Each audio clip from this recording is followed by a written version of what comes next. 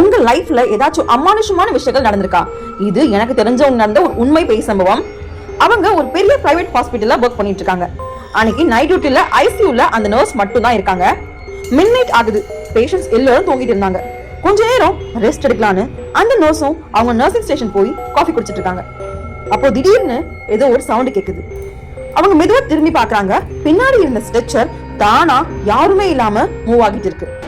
அதை பார்த்த உடனே அவங்களோட கை கால் எல்லாம் நடுங்க ஆரம்பிக்குது. பயத்துல அப்படியே நின்ன அவங்க திடீர்னு அவங்களுக்கு முன்னாடி இருந்த ஒரு ஐசியூ பேஷண்ட் 3 நாளா ரொம்ப சீரியஸா இருந்திருக்காரு. அவர் திடீர்னு கண் திறந்து அந்த நர்ஸைய பார்த்து சிரிக்க ஆரம்பிக்கிறாரு. அந்த சிரிப்பு பாக்குறதுக்கு ரொம்பவே பயமா இருந்திருக்கு. இதை பார்த்து பயந்து போன நர்ஸ் உடனே லிப்டுக்கு ஓடி போறாங்க.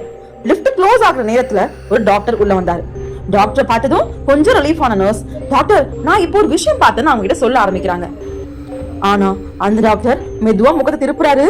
அப்போ லிஃப்ட் மிரர்ல தெரியுது டாக்டரோட ஃபேஸ் இல்ல, கருப்பா 2 கண்ணு மட்டும். அதை பார்த்த நர்ஸ் கத்துறாங்க. அந்த ஹாஸ்பிட்டல் ஃபுல்லா அவங்க கத்துற சவுண்ட் தான் கேட்டுருக்கு.